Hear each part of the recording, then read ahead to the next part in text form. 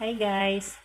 Sa video ito guys, isi-share ko na naman sa inyo kung bakit nga ba hindi tayo dapat na tumatanggap ng mga pagkain na bigay ng kapwa natin guys, lalo na kung ang nagbigay ay hindi ninyo ganun kakilala guys, kasi alam nyo na, iba na yung panahon natin ngayon. Marami na tayong mga kababayan o marami na tayong mga kapwa na talagang na sila guys, yung mga nagpa-practice ng mga witchcraft. Marami na yan sila ngayon guys. At saka yung witchcraft, totoo yan guys. Yung mga witch na yan, totoo yan. Talagang kaya dapat talaga tayo ngayon, maingat tayo sa panahon ngayon kasi hindi na natin alam kung sino pa yung pagkakatiwalaan natin. Mahirap na tumanggap-tanggap na lang tayo ng basta-basta ng mga bigay ng ng kapwa natin. Kahit pakilala nyo yan, hindi nyo alam, nagpa-practice pala ng witchcraft yung mga kakilala nyo, binibigyan kayo ng pagkain dahil may purpose yung kanilang pagbigay sa inyo guys. Lalo na yung mga tao na alam nyo talaga na na may galit sa inyo, may inggit sa inyo guys, tapos bigla-bigla na lang nagbibigay ng pagkain. May purpose yan sila, kaya ginagawa nila yan sa inyo guys. Ako ang isi-share ko dito base sa aking experience. Kasi ilang beses na talaga akong nakaka-experience ng ganun guys, na may nagbibigay-bigay sa akin ng pagkain. Ako naman, tanggap ng tanggap kasi sabi nga nila, masama daw tumanggi sa grasya. Akala ko naman, bukal sa loob yung yung pagbigay. Ayun pala, may intensyon, may masamang balak pala, kaya pala nang lilibre, nagbibigay ng pagkain.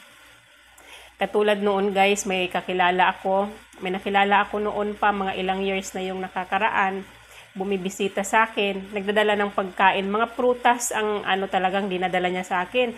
Ang lalaki pa naman, minsan may pakwan, ang laki-laki pa naman ng pakwan, kahit siguro kayo, kahit sino siguro maiinggan yung kainin. Kasi syempre kung bibilhin mo yung pakwan sa sa mga tindahan ng prutas, napakamahal, 'di ba? Kaya ikaw, kung bibigyan ka ng ganong pagkain, maiinggan nyo ka talaga na kainin.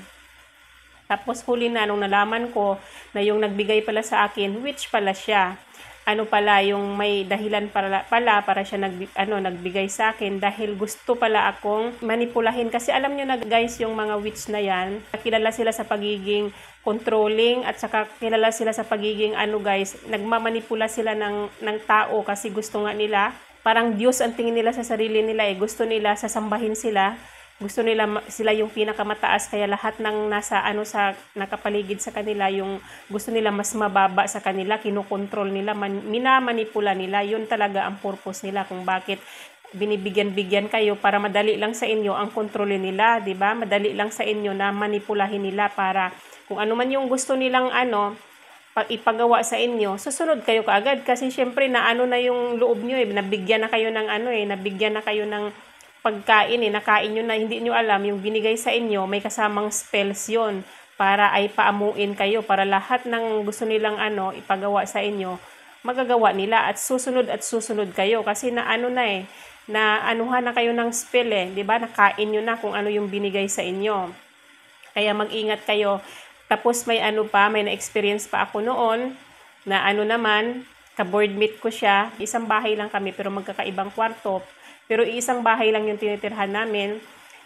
Kasi akala ko naman mga mabubuting tao. Kasi talagang sila guys, mapanlin lang. Talagang pakikitaan kanila ng maganda. Katulad nung bagong dating pa lang ako, sabi ng may-ari at saka yung mga ka-boardmate, ang bait-bait nila sa akin. Sabi nila pamilya daw kami doon. Kung daw pagkain nila, pagkain din daw namin. Ganon ang sabi sa akin. Pamilya tayo dito walang mahihiya. Kung anong meron kami sa inyo din, ganyan-ganyan. Pagkain namin, pagkain nyo din. Ako din, nakampanti. Akala ko naman, totoong tao. Tapos minsan, yung ka-boardmate, maglilibre, magpapakain daw siya kasi daw, katatapos lang daw ng graduation niya. Parang pasasalamat, nagpakain siya ng libre. Tapos dumating yung mga kaibigan niya, 3 sila. Hindi ko alam kung kasama yung mga kaibigan niya sa nag-set up sa akin. Kumain ako nung libre niya, may spaghetti at saka pa ba yung isang pagkain. Basta may iba pang pagkain na binigay. Kumain ako, nakikain ako, syempre. Nakampanti ako, akala ko naman mga totoong tao, mga mabubuting tao. So ngayon, nung nakakain ako, matutulog na ako ng gabi guys. Hindi ako nakatulog, as in talaga yung espiritu ko parang nagising siya. Inaantok ako, gusto kong matulog, yung espiritu ko gising na gising. At saka kinabukasan, hindi ako nakapagtinda dahil nanghihina ako, alburuto yung tiyan ko, as in ang sakit ng tiyan ko, tas mamaya-maya ako CR ng CR, tapos yung dibdib ko, kabang-kaba ako, basta ang dami kong nararamdaman. Umabot siya ng 4 days na hindi ako nakapagtinda dahil sobrang sama ng pakiramdam ko. Wala naman akong ibang kinain kundi yung nilibre sa akin ng ka-boardmate ko na pinagkatiwalaan ko. Ano pang iisipin ko, 'di ba? Yung pagkain niya, yung dahilan, hindi ko alam kung nag-aaral sila ng kung mga witch ba sila, nag-aaral sila ng witchcraft, kasi ganun ng guys, ganun yung naramdaman ko.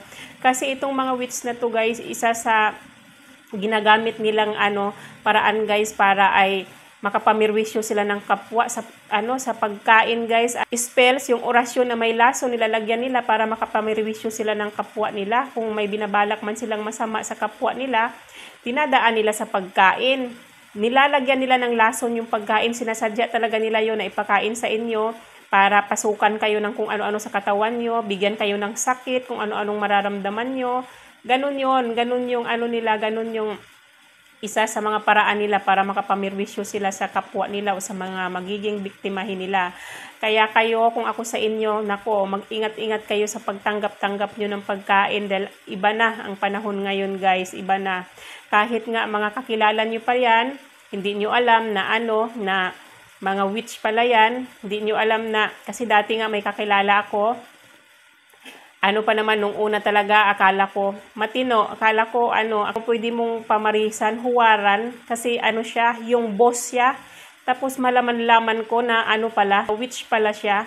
Kasi itong mga witch na to guys kadalasan sa mga witch na to, mga to sila guys, mga successful na tao, kaya sila pumapasok sa pagiging witch, kasi ang sa kanila, ang promise yun, ang ng devil sa kanila, na kapag pumasok sila sa pagiging witch, matutupad nila lahat ng mga pangarap nila.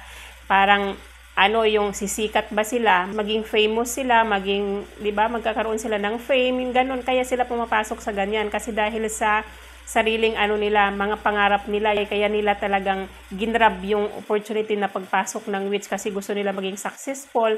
Kasi may nakausap ako niyan dati na witch siguro siya, kasi nung napag-usapan namin yung regarding sa witch, sabi niya kaya naman daw yan pumapasok sa pagka-witch yung mga tao, kasi nga para daw matupad yung mga pangarap, kasi pag hindi daw mag-witch, wala daw nangyayari sa buhay nila. Siguro isip-isip ko nga, witch siguro siya, bakit nakakapag-react siya, nakapasagot siya ng ganon, o di ba?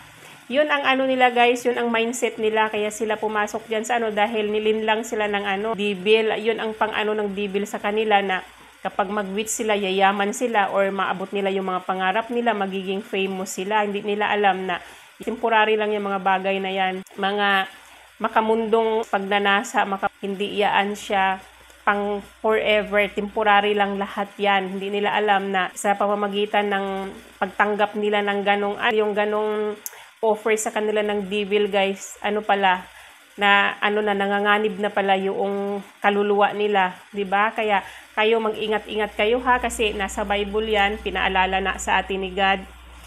I-check nyo yung Romans 14:20, sabi ni God dito, do not destroy the work of God for the sake of food. Tapos sa 21 naman, Romans 14:21, it is better not to eat meat or drink wine or to do anything else that will cause your brothers or sister to fall, 'di ba? Di ba? Di bali na daw hindi kayo makakakain ng mga karne, o di kaya makakainom ng alak, o kaya gumawa ng kung ano man magiging dahilan ng pagkadapa or pagkasira ng ng mga kapatid nyo sa pananampalataya, 'di ba? Kaya tayo mag-ingat-ingat talaga tayo sa pagtiwala sa kapwa natin, dahil hindi natin alam sa panahon ngayon. Hindi natin alam kung sino yung totoong tao, kung sino yung mga nagpapanggap lang. Ay, hindi nyo alam na nagbabalak na pala ng masama sa inyo. Kaya pinapakitaan kayo ng maganda, binibigyan kayo ng kung ano-ano kasi kinukuha ang loob nyo. Ayun pala, yun ang magiging dahilan para mapahamak kayo. Kaya ingat-ingat lang guys, ingat-ingat lang. Observant kayo sa mga nakakasalamuha nyo, kasi ang panahon natin ngayon, naglipana na ang mga witch ngayon guys.